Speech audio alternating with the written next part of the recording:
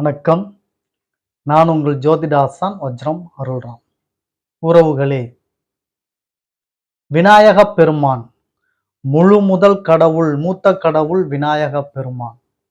நாம் செய்யக்கூடிய எந்த செயல்களாக இருந்தாலும், துவங்கக்கூடிய எந்த காரியமாக இருந்தாலும், பேசக்கூடிய எந்த நற்செயலாக இருந்தாலும், முதலில் பிள்ளையார் சுழியிட்டு அல்லது பிள்ளையாரை வணங்கிவிட்டு தான் எந்த ஒரு நல்ல நற்காரியங்களையும் நாம் துவங்குகிறோம், பேசுகிறோம், செயல்பாடு செய்கிறோம். அப்படிப்பட்ட ஒரு விநாயகப் பெருமான் ஜோதிடத்தில் எவ்வாறு பங்களிக்கிறார், ஜோதிடத்தில் அவரின் நிலைப்பாடு என்ன, ஜோதிடத்திற்கும் அவருக்கும் என்ன தொடர்புகள், எப்படி என்பதை பற்றியெல்லாம் இந்த பதிவுகளில் நாம் பார்க்க போகிறோம். ஜோதிடம் என்பது அது தனி சப்ஜெக்ட், ஆன்மீகம் என்பது அது தனி சப்ஜெக்ட். ஆன்மீகம் இறைமார்களின், அதாவது இறைவனை புகழ்களையும் அவரது செயல்பாடுகள், மொத்தத்தில் அவர்களின் மகிமையை சொல்வது ஆன்மீகம். ஜோதிடம், கோள்கள், கணிதம் இப்படி கணித்து சொல்வது ஜோதிடம்.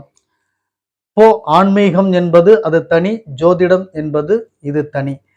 இந்த இரண்டும் எப்படி ஒருமிக்கிறது, விநாயகப் பெருமான் ஜோதிடத்திற்குள் எப்படி, அல்லது ஜோதிடத்துக்கும் அவருக்கும் தொடர்பில்லையா என்பதை பற்றி தான் இந்த பதிவில் நாம் பார்க்க போகிறோம்.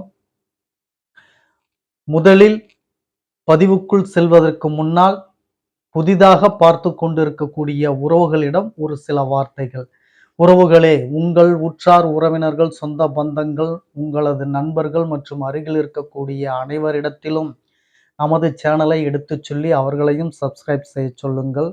உறவுகளே, நாம் ஸ்ரீ ஜெயகௌரி ஜோதிடாலய நிறுவனம் ஒன்றை நடத்தி கொண்டு வருகிறோம். அந்த நிறுவனத்தின் வழியாக இல்லாதவர்களுக்கும் இயலாதவர்களுக்கும் ஏழை எளியவர்களுக்கும் நம்மால் முடிந்த உதவிகளை செய்து கொண்டு வருகிறோம். அது மட்டுமல்லாமல் இறை தொண்டுகள், ஆலய பணிகள், ஹோமம் வளர்ப்பது, வேள்வி வளர்ப்பது, இது போன்ற நற்காரியங்களையும் நாம் செய்து கொண்டு வருகிறோம். நாம் செய்யும் இந்த செயல்களினால் கிடைக்கப்பெறக்கூடிய புண்ணியங்கள் அத்துணையும் கௌரி ஆன்மீக சேனலின் பார்வையாளராக இருக்கக்கூடிய உங்களுக்கு, உங்கள் குடும்பத்தார்களுக்கு, அத்துணை பேர்களுக்கும் கிடைக்கும் என்பதில் மாற்று கருத்து வேண்டாம் உறவுகளே. எனவேதான் சொல்கிறேன், எல்லோரிடத்திலும் எடுத்துச் சொல்லி அவர்களை சப்ஸ்கிரைப் செய்ய சொல்லுங்கள். முதலில் பார்த்து கொண்டிருக்கக்கூடிய நீங்கள் சப்ஸ்கிரைப் செய்து விடுங்கள். அருகில் இருக்கக்கூடிய பெல் பட்டனை ப்ரெஸ் பண்ணிக்கோங்க. நாம் போடக்கூடிய எல்லா பதிவுகளும் உங்களை வந்து சேரும். லைக் பண்ணுங்க, ஷேர் பண்ணுங்க. இப்போ பதிவுக்குள்ள போகலாம் வாங்க உறவுகளே.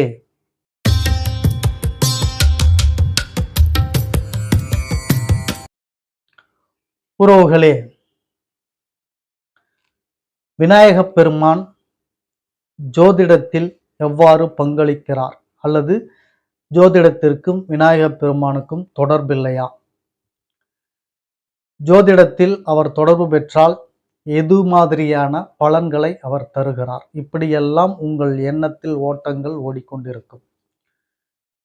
உறவுகளே, ஜோதிடத்தில் விநாயகப் பெருமான் அப்படின்னு மட்டும் இல்லை, ஏனைய இறைமார்கள் அத்துணை பேர்களும் இந்த ஜோதிடத்தில் இருக்கிறார்கள் என்பதை முதலில் நீங்கள் தெரிந்து கொள்ளுங்கள். இப்பொழுது விநாயகரை மட்டும் நாம் பார்த்து விடலாம், ஜோதிடத்தில் எவ்வாறு பங்கு பெறுகிறார் என்பது.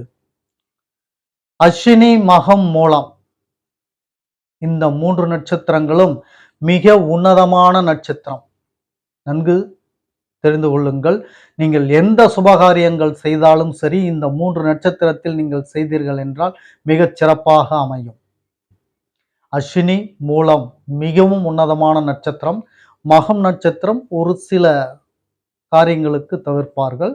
எனவே 3ம் சிறந்த நட்சத்திரம் தான். அதுல பெஸ்ட் எது அப்படின்னு சொல்லி பார்த்தீங்கன்னா அஸ்வினி, மூலம். சரி, இந்த அஸ்வினி, மகம், மூலம் நட்சத்திரத்திற்கு அதிபதியாக இருக்கக்கூடியவர் கேது பகவான். இந்த கேது பகவான்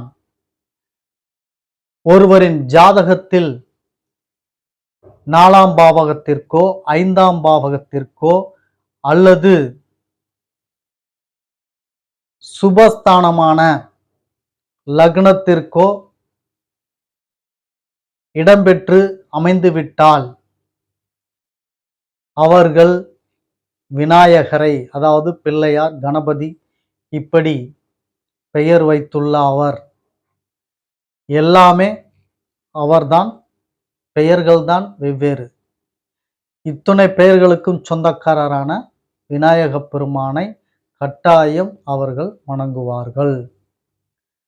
மேற்கொண்ட சொன்ன அடிப்படை இருந்தால் அவர்கள் விநாயக பெருமானை கட்டாயம் வணங்குவார்கள். நீங்கள் கவனித்தீர்கள் என்றால் உங்களுக்கு தெரியும், ஒருவருக்கு கேது திசை நடக்கிறது என்றால் அவர் கட்டாயம் சிவாலயத்திற்கு செல்வார். சிவனையும் விநாயகரையும் கட்டாயம் வணங்குவார். பெயருக்குத்தான் சிவாலயத்திற்கு செல்வார். ஆனால் முதலில் வணங்கக்கூடியவர் யார்?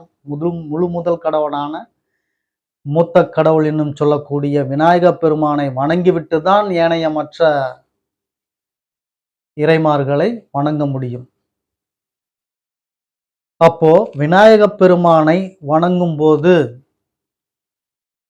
சகல தோஷங்கள் நிவர்த்தி பெறும் என்பது மாற்றமில்லாதது. இதுக்கு மாற்று கருத்தும் இல்லை. அது தோஷங்களை பொறுத்து அவரவர் ஜாதக பிராப்தம் என்ன சொல்கிறதோ, என்ன தோஷத்தை கொடுக்கிறதோ அந்த தோஷத்திற்கேற்றவாறு விநாயக பெருமானின் அருள் உங்களுக்கு அப்படி இருக்கும். நான் ஏற்கனவே உங்களுக்கு சொன்னது போல், உங்களது தோஷங்கள்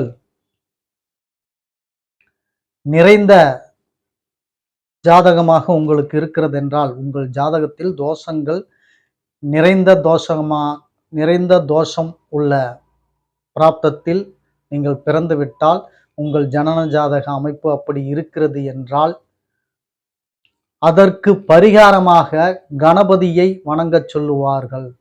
விநாயக பெருமானை வணங்கச் சொல்வார்கள் ஜோதிடர்கள். உண்மைதான்.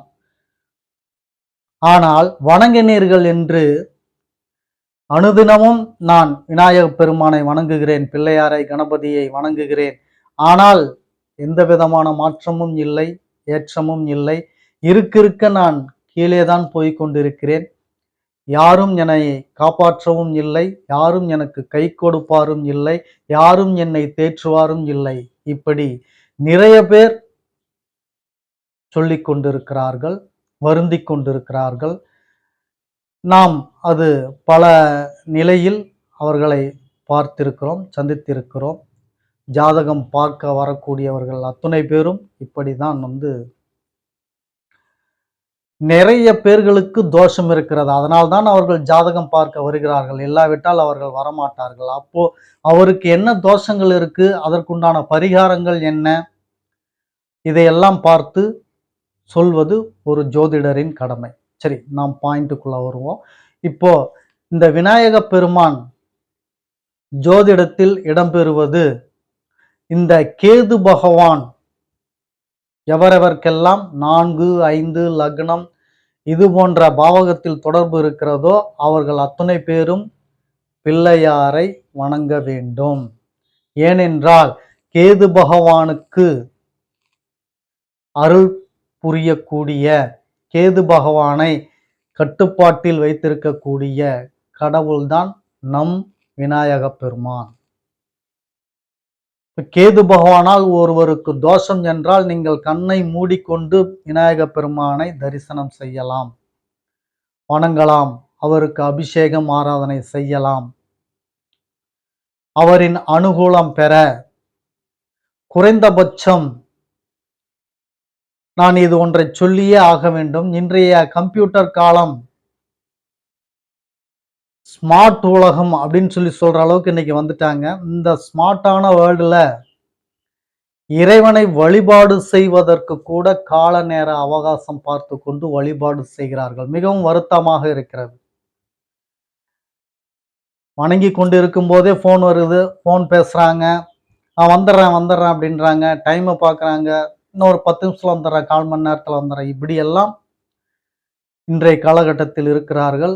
அதேபோல் 1 நாள், 2 நாள், 3 நாள் காத்து கிடந்து தரிசனம் பண்ணக்கூடியவர்களும் இருக்கிறார்கள்.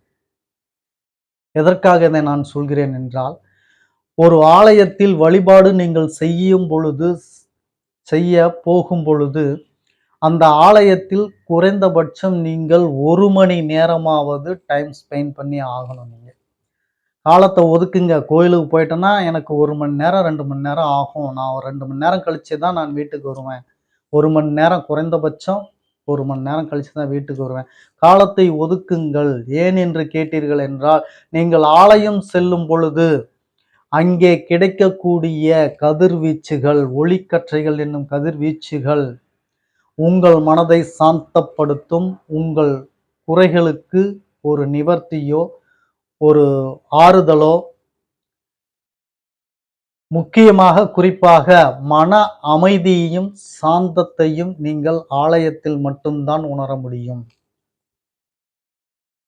இதை இல்லை என்று யாரும் மறுக்க முடியாது. அதற்கு காரணம் நீங்கள் ஆலயத்தில் சென்று மனதை ஒரு நிலையோடு வைத்திருப்பதனால், இறைவனை பார்க்க வேண்டும் அந்த சிந்தனை மட்டும்தான் உங்களுக்கு இருக்கும்.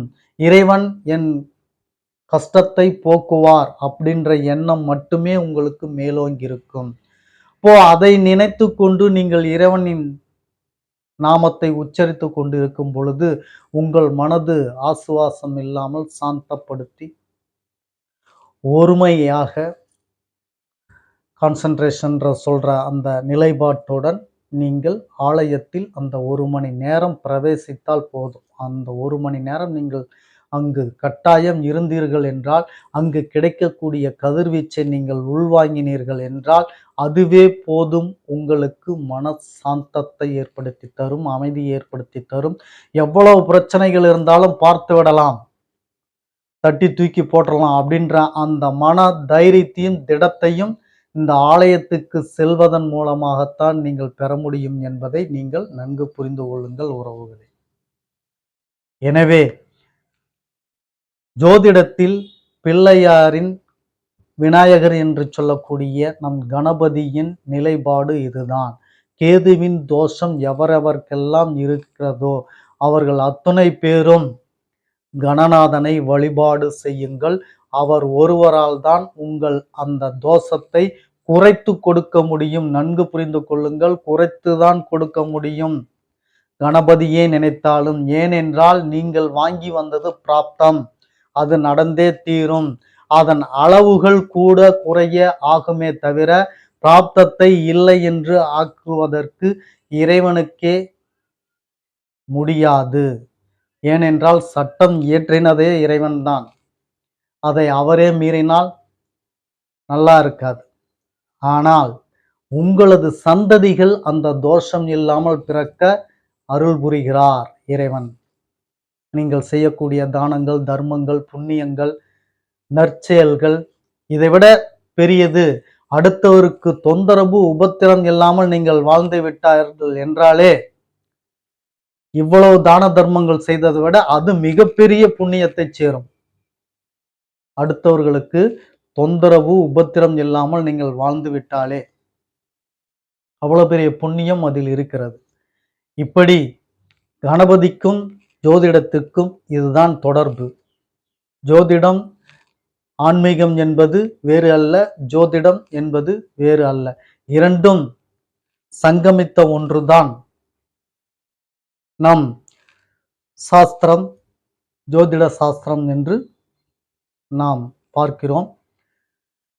இந்த தோஷத்தின் என்ன இருக்கிறது, அதற்கு எந்த கிரகம், அதை எப்படி வணங்க வேண்டும் என்று ஜோதிடர்கள் ஒவ்வொருவரும் அதை சரியாக உங்களுக்கு சொல்வார்கள். அதை பார்த்து நீங்கள் இறைவனை வழிபாடு செய்து அதற்குண்டான பரிகாரத்தை செய்து உங்கள் தோஷத்தை உங்களோடு முடித்து கொள்ளுங்கள். உங்கள் சந்ததிக்கு வளர விடாதீங்கள் என்று சொல்லிக்கொண்டு அடுத்த பதிவில் உங்களை சந்திக்கும் வரை நன்றி, வணக்கம் சொல்லிக் கொள்கிறேன் உறவுகளே.